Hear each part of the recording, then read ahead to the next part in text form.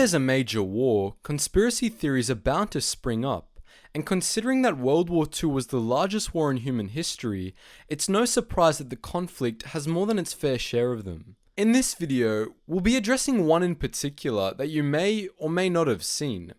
Did American General Eisenhower intentionally starve 1 million German prisoners of war?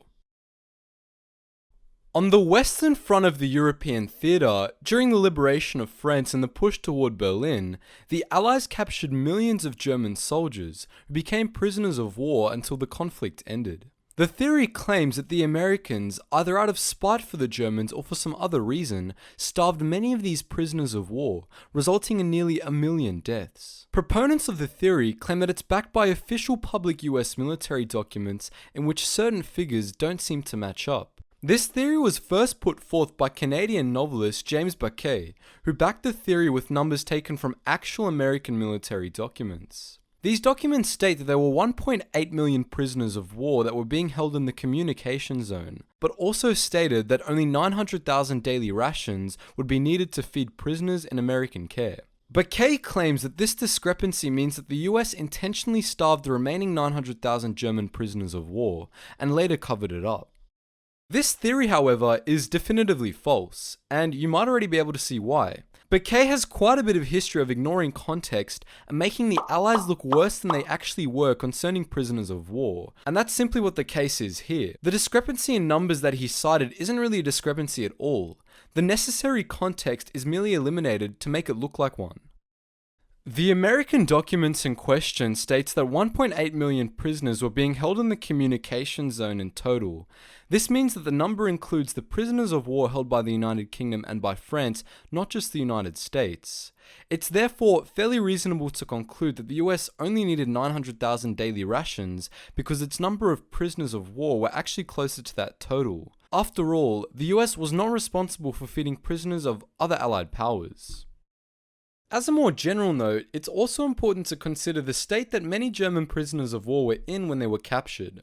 Many of, if not a majority of German prisoners of war were sick or badly injured when captured, and therefore many of them would have died in captivity because of these factors. This, however, does not make these deaths the fault of the Allies, as the matter was often out of their control. In addition to this, there was also a food shortage in Europe as a whole, so despite the fact that the Americans had planned to feed prisoners a daily ration of around 2,600 calories, that figure was simply a logistical impossibility when one factored in the sheer amount of prisoners captured by the Allies. On the basis of current historical scholarship, the number that died while in American POW camps was closer to 5,000 than it was to 1 million. It should be noted, however, that there were indeed some individual acts of brutality, namely by some French and US soldiers who had personal vendettas against German soldiers and would therefore treat them pretty badly. But to suggest that the intentional starvation of almost 1 million prisoners of war was essentially US policy that was covered up is factually disputed by context and most historical anecdotes of the time.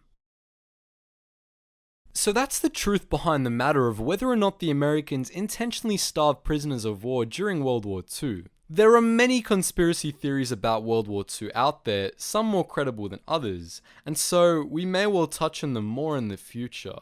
But I think it's good we close the lid on this one, guys, and the general consensus is that no, 1 million German prisoners didn't die in American concentration camps, and that fact is fully backed by 95% of historical academics all around the world, as well as contextual facts that James Baquet just seemed to have missed, and historical anecdotes. Anyways guys, if you are enjoying the content of the channel and you want to help support us in a heavily demonetized environment that is YouTube, doesn't really like the type of videos we make, and once again, I'd like to thank my patrons in every video, so thank you so much Charlie Cousins and Liam Richardson for your continued support of the channel. As always, thank you for watching and I hope you learned something new.